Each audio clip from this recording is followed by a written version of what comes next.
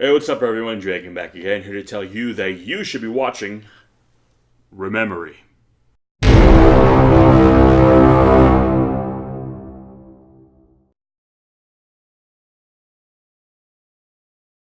So, Rememory is a 2017 science fiction mystery film directed by Mark Polanski and starring Peter Dinklage of Game of Thrones fame. And it's essentially about a story about the scientist who's found a way to create a machine that can basically find and record memory, not kind of the memory as you remember it, that's kind of filtered through years of degradation or kind of, alteration. Literally dig through your mind and get the pure, kind of unchanged, unaltered memory. And it follows Peter Dinklage character after he gets into a car accident which kills his brother, and he's a survivor. And basically, the scientist who creates this is found dead. And basically, Peter Dinklage is going on this mission to kind of figure out who killed this man and wants to help him, and essentially is kind of enlisting the aid of his widow, and basically they're just trying to get to the source of this. And in doing so, they're learning about the scientist, they're learning about this man, and they're learning about kind of the true purpose behind his work. And I'm not going to spoil the ending for you and all that because it is a mystery, and I want you guys to watch the film so you can uncover the mystery. But it is a story that really questions essentially kind of who we are. And what the film kind of even says is that ultimately who we are is a collection of our memories. We are who we are today because of what happened to us yesterday. Our history is what shapes us, and it is our ability to recall that history that does so. That's why, for instance, people who have amnesia kind of forget who they are, forget their history. They act like a different person suddenly. It's because who we are is determined by our life experiences and what the impact those experiences have on us. So if you suddenly don't have any memory of those experiences, well, you're not the kind of the causality, if you will, that comes with it isn't going to be there, because our personality is essentially a consequence of our experiences, and the only way we can recall those experiences is through memory. So if you have no memory of those experiences, there's no consequence of those experiences, good or bad, and therefore you're no longer that individual. So basically saying that memories are very important, and then memories ultimately are our most cherished commodity. And what this machine allows you to do is to kind of record on these little like rectangular discs the unaltered memory, so you can have that perfect memory that is unchanged. So if you lost a loved one and you can't really, you remember them, but obviously you're not remembering the memory perfectly, that special moment, you can get a recording of that moment, of that memory, and watch it like you're watching a home movie, and see it and experience it and see the memory as it actually is, not kind of what your mind has warped it over time as. So it is a story that really asks us to, because one of the things you run into a character who becomes angry with the doctor because through this technology, he actually recalls something terrible that happened to him that his mind had blocked out, that his mind had kind of essentially protected itself and had him forget. And he was living just fine because he didn't remember it. And when he was forced to see it again and see what happened, now this person is depressed. He is, lost in despair because now he is once again confronted with that which he experienced what happened. So it even said, "You ruined my life. I had forgotten, and how fortunate I was to have forgotten something so terrible that I could live, with the bliss of ignorance. And now I don't have that bliss anymore. Now I have the cruel, unsavory truth that that scars me."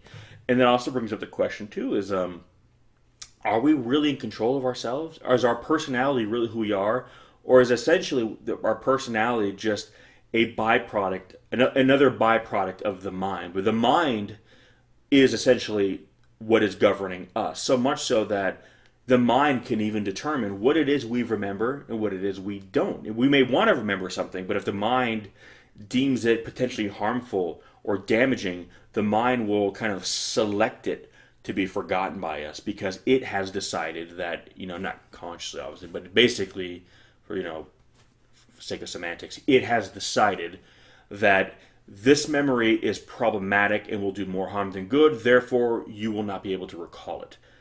And that is not you choosing to do so. That is completely subconscious. So it also brings the question, are we really in charge of ourselves?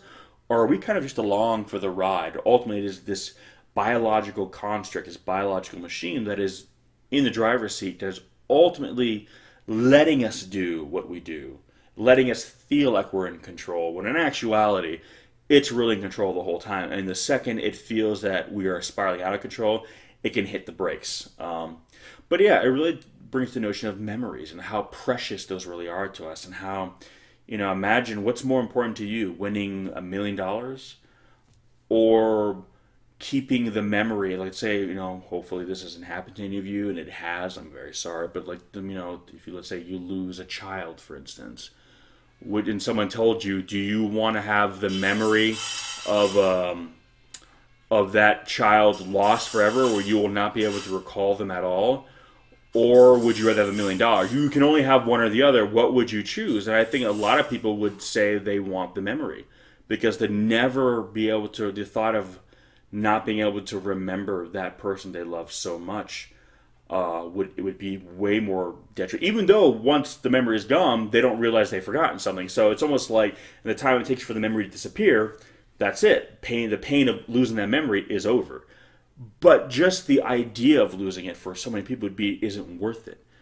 So it shows you how precious being able to hang on to our past is, because these memories define who we are. And it's kind of this journey to discover what happened to the scientist, why he died, that we realize just how precious memories are to all these different characters we see in the film that are kind of, involved with this, conspiracy, so to speak.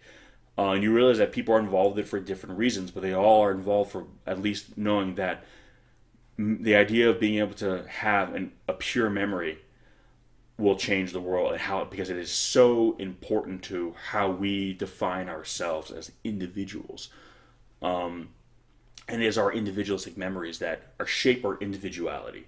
That's why we're, a hive. We're not, if we were all a hive mind, we'd all share the same memory, the same thoughts, and therefore we'd all be the same. But because we have our own unique experiences moving through life, we become like a snowflake or a fingerprint. We are unique. We are individualistic, and that is how kind of humanity defines itself, on a very individual level. So there's nothing more individualistic really than a person's memories. Even if it's a shared event, your perception of that moment will always be unique compared to somebody else. Two people can observe the same thing happening at the exact same time, and yet their memories of it will not be identical. They might be similar, but they'll never be identical. There will still be individuals at the end of the day, and that is why memory is so important to us. It is our individualism. So imagine being able to see all that has created you as an individual, recorded for you to kind of observe and to remember. Not, you don't have to remember. You can see it as it was.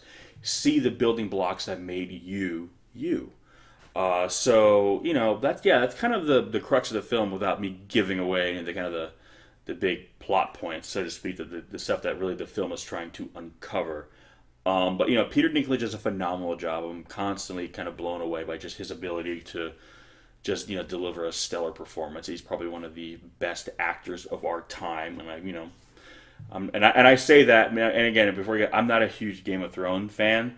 So I'm not just, on the Game of Thrones bandwagon saying because, he's in that. I love Peter Dinklage. I was actually aware of Dinklage before Game of Thrones, and, he's always impressed me as an actor. So even as someone who's not really a big fan of what he's probably most famous for, even I can acknowledge that he is just, a phenomenal, actor. He always gives an amazing performance, very natural performance too, regardless of what he's playing.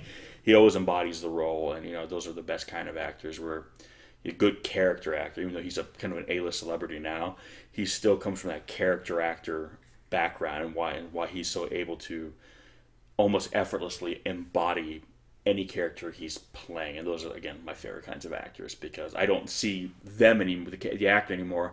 I'm able to see the character, and when I watch Peter Dinklage in a role, I don't see Peter Dinklage anymore. I see this character that he's playing, and this film for me was no different, and I'm sure for a lot of you guys who follow his work or are a fan of his work or just appreciate the art of acting, as it were, will kind of feel the same way and appreciate it like I do. But anyway, Rememory.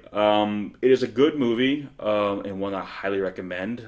So, with that said, have you seen it? If so, what did you think? If you haven't, I'll leave some links in the description section below where you can pick it up, give it a watch, come back, give me some of your thoughts, let me know what you think. Because again, it's one of those thought-provoking movies. It's science fiction, but the science fiction element is not so overt. So if you guys don't normally watch sci-fi or you're just not really into it, this is kind of a good maybe gateway movie for you, where it's much more of a drama first, centered around kind of a sci-fi element in the middle, but ultimately what radiates out is just a very human drama. So if you're new to science fiction or don't really like science fiction, I think you won't have any problems getting into this movie, because the science fiction element kind of stays more in the background, I'll say. And if you like sci-fi, then you probably appreciate the full array of science fiction, everything from Blade Runner-esque to something very grounded in reality like this film. And if you're just looking for a good movie,